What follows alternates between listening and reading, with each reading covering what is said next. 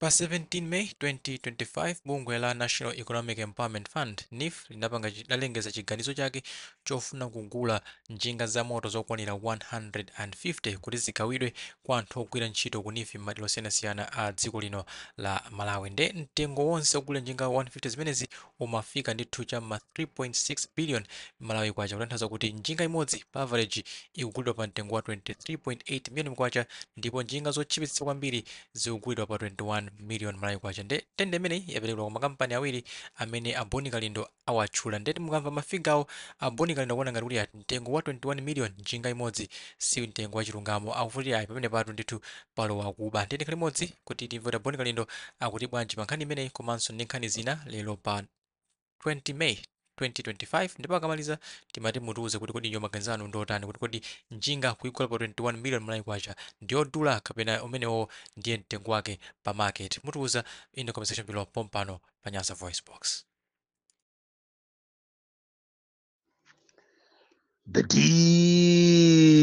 DC mwana upya kwambiri amene sindimabisa chilungamo ndimangonena chilungamo chomene chimakhalira, ndipo Amalawi mumayenera mudzidziwa china chilichonse mopanda kuchibisa, chifukwa ine sindimapsatira ndimangoyima pa chilungamopo kungoyendapo straight, ndipo simuzamva ndikubisa china chilichonse. Motero kuti lero Amalawi ndifuna ndikuziwiseni mama uno kunena kuti bungwe la paki lili ndi msonkhano ku Mount Sonchi umene umatchedwa kuti Inclusive Stakeholders Meeting, ndipo gulu lanu la Malawi First laitanidwa kumeneku kumakhala anthu osiyanasiyana, mabungwe, zipani, ndipo bungwe limodzi laitanidwa kumeneko ndi la Malawi First kumene amakakambirana kwa anthu zokhuza dziko lino. Ndipo ndafuna ndikusimikizireni Amalawi kuti ine ndikupita kumeneko ngati mmodzi oyitanidwa ndi bungwe la paki kuyimirira Malawi First, kukayimirira inu Amalawi. Ndikusimikizireni kuti ndikapita kumeneko sindikagawako masiwiti, sindikalankhulako zofuna za ine, koma ndikalankhulako zinthu zimene zikakukhuzeni inu Amalawi, zokukhuzani inu Amalawi kuti dziko lino liyende bwino. Nkhani zathu za lero kwambiri ndi zokhuza corruption, kuba mmene anthu akubera muno Malawi, ndipo tikhuza madera ngati ku NIFI komanso ku Malawi Army komanso kuma local government, kuma assemblies kumene kukubedwa ndalama zambiri, komanso tiyenda malo osiyanasiyana kukulongosolerani zimene zikuchitika muno Malawi.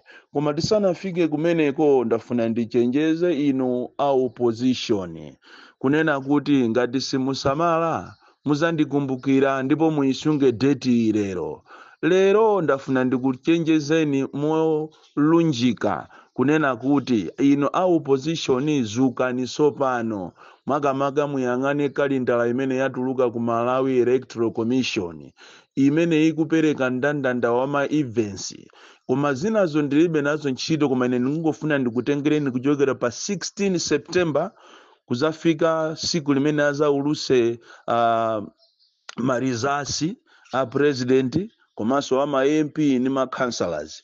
Pamenepo iniyo a opposition mutengepo mukhalepo mwa serious kwambiri, chifukwa pakuoneka kuti pali za chinyengo. Inu masankho kwina kulikonse pa dziko lonse lapansi amati akangosiriza kuwerenga, akangosiriza kuvota amayambira atu kuwerenga pompo kwina kulikonse.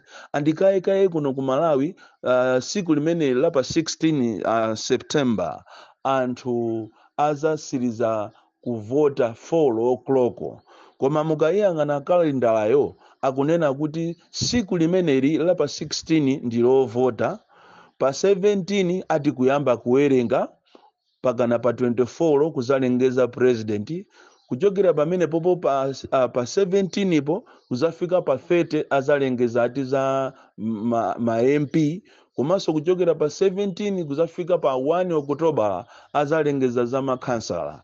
Izi ndilibe nazo ntchito zinazi, koma tikufuna inuyo a opposition muyang'ane kwambiri maso anu, chidwi chanu chikhale pa nkhani imeneyi yowerenga marizasi kapena mavoti kuchokera pa 17.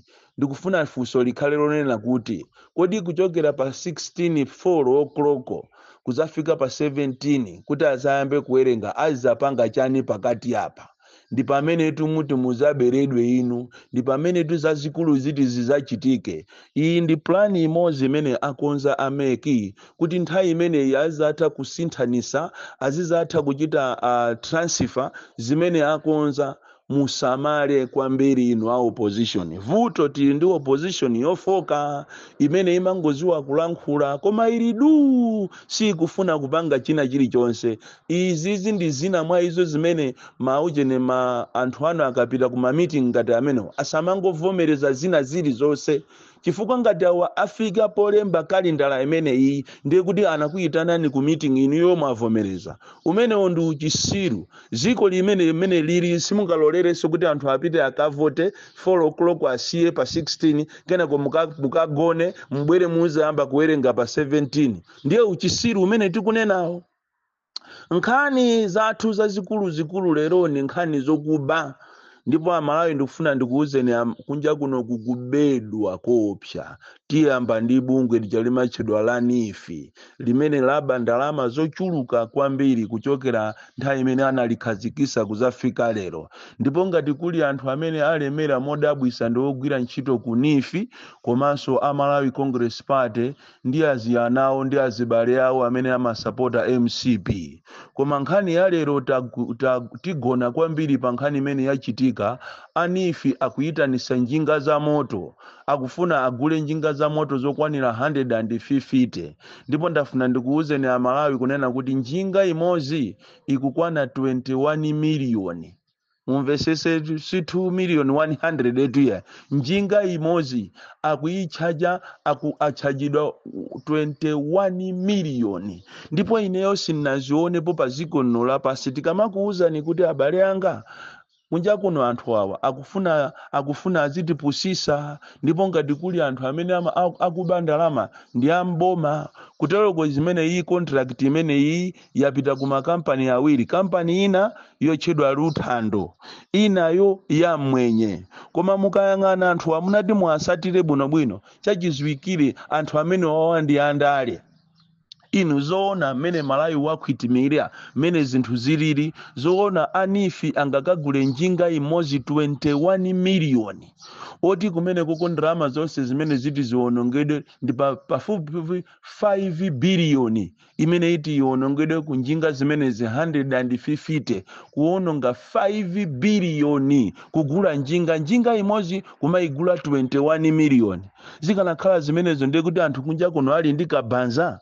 Njinga zomwezi zikwera anthu zakabanzazi mulilongwemu, muzuzu, mu Blantyre, mu Zomba, zomwezi zamangochimula njezo. Izi zikupha anthuzi za njinga za motozi akuigula imodzi 21 miliyoni.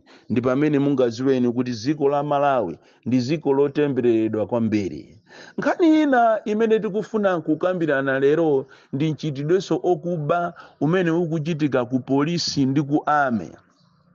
Ndipo inu tikati tikuba si ndalama zokha tuya, tikati kuba kapena za chinyengo sikupasana ndalama kapena ma contract, komanso nkhani ya recruitment komanso ma promotions.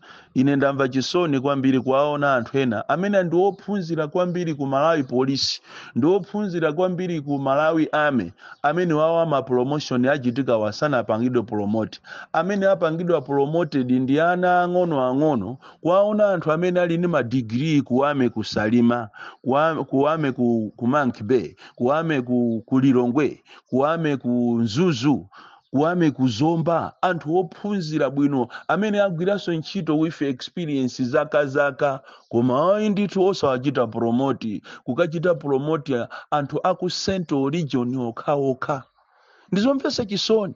Andi makamaka uyu wankulu wame amene alipoyi. Munthu amene yakuzuza anthu. Ndipo sindikuziwa kuti kodi asiriza temu yachibwinobwino chifukwa ame akuoneka kuti ndi okwiya koma mwina samafuna kulankhula sikuti sotini andiuza tuya koma umati ukamakumana nawo ndikumayang'ana nkhope zawo zikuoneka kuti ame ang'onoang'onoa ngakhale ophunzira kwambiriwo ndi okwiya kwambiri ndi mtsogoleri wawo chifukwa alibe welfare ya iwo kuti azipanga zinthu zowakomera ame mmene ankamvera kukoma ame nthawi ija ya Nundwe andi ineyo ndimakumbukira nthawi ina anthu ankanenapo kunena kuti Nundwe ndi munthu okondera angopanga anthu akumpoto. There was a time ine ndili ku parliament I went through because ndinali mu committee ya committee ya parliament ya security ndinaonapo ina I went through maina amene Nundwe anawachita promote kunalibe kuwakumpoto inali all round anthu onse mazigawo zonse anawachita promote koma izizi zamanyaka za lero zindifuna ndikuuzeni ya Malawi munthu uyuyu waonjeza kwambiri ngati kuli anthu amene akuvutika mobwereza ndi ame komanso apolisi kaye mayi wathu uyu Yoramu abale waona polisi amene aseva olonyota tu olonyota imozi ayi kaye akangomva kuti amene ni mulanje ndi thyolo kapena yeye wachokera ku Southern Region kapena yeye ayi kungomva zina lokhalo looneka ngati kalindo kapena lomatchula kuti ra ochokera uku amene onde kuti ndi agalu sangachitidwe promoted anthu akuzunzika koopsa ku ame ndi ku polisi kuli mazunzo koopsa anthu amene akupasidwa zinthu ma promotion amene akupasidwa masalary aphamwama ndi anthu aku Central Region. Izizi ndi nkhani zina zomvesa chisoni zimenenso zili mu gulu la corruption. Kuwayang'ana anthu amene amachidwa kuti ma security atachi akutumiza anthu okuti alibe experience ina iliyonse alibe china chilichonse maphunziro angomutenga munthu okuti olu kusukulu olu sanapiteko ndikumanena kuti amene akhale ati atachi zomvesa chisoni kwambiri kuti kuame mwina inu kuti abale anga simadziwa ine ndati ndakhalako ku parliament I know what I'm talking about kuame kuli anthu amene agwira ntchito so dedicated kwa zaka zambiri komanso ophunzira and even olo ku prison kumene ku prison kuli anthu amene ali ophunzira ali ni ma degree kuame kuli anthu ama degree a experience koma amene ma promotion sama pasidwa maka soko ku prison ndiye kuli agalu eni agalu kuyang'ana uniform yawoyo iyo kaje mapangika ndi chani sindikudziwa andi ndizomvesa chisoni kunena kuti dziko la Malawi lalolera kunena kuti muno Malawi nkhani ya corruption komanso nkhani yosankhana mitundu nkhani yopanga zinthu za chinyengo ikhale ngati order of the day so ndikuwalirirabe amene wangakhale mmanimanga muzindimanga koma inebe siningalephere kumakulirirani kumakulankhulirani inu a polisi chifukwa paja makape inunso pena pache simafuna kumapanga ija imachidwa ma demonstrations chifukwa ngati ame akati azipanga mademo a polisi akati azipanga mademo wina wache ndikukayika ngati angafike koko 16 September lako ndikukayika kwambiri so nkhani ndionena kuti kunifi kulikuba kopya njinga imozi 26 million 21 million I mean kunifi kumene koko komanso ku ame kuli nchitidwe onyasa kwambiri umene asilikali akuzunzika ngakhale ku polisi ngakhale ku prison nkhani athu yosiriza lero tikupita ku local government kuso kukufunika kuonedwe bwino chifukwa kumene kunde kulikuba ma contractors akuzunzika akulephera kulandira ndalama zawo chifukwa cha nchitidwe umene okuba nchitidwe okuba umene ndalama zingobedwa ngakhale ma councilom ngakhale kuti kulephera kuti ma town councilom kuti takonza ni misewu imene takhala tikukuuzani kuti misewu iyi ikupha anthu lero ngozi zikuchitika zingati ngati nsewu wasalima uchapakhatu apo paphedwa nditu mzimayi wa ku prison ndi ngozi chifukwa cha pothole nakhala ndikukuuzani inu akuluakulu takonzani misewu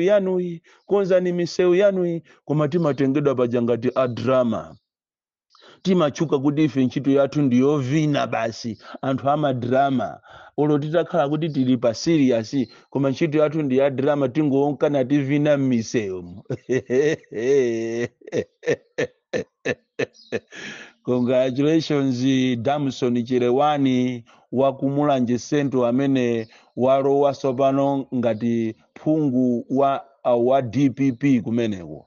Chilungamo ndi chilungamo, golidi ndi golidi, olomuta mukwirira motani amakhala golidi. Tithokoze panelo ya akuluakulu a DPP amene anakakhalira nkhani imene ku region ndikupeza chilungamo chake njonena kuti anawina ndi Damson Chirewani. Zinazo zinali zobera, zinazo zikangochitidwa promoted njolinga kuti anthu azilandira ndalama. Izi zomalandira ndalama izizi zomafuna kukondera candidate izi muona madera ambiri simuzawina. Ndipo ine ndimamva chisoni kwambiri kunena kuti kuli ma MP ena amene zimene zinawachitikirapo sombuyomu chilungamo chidawasowa.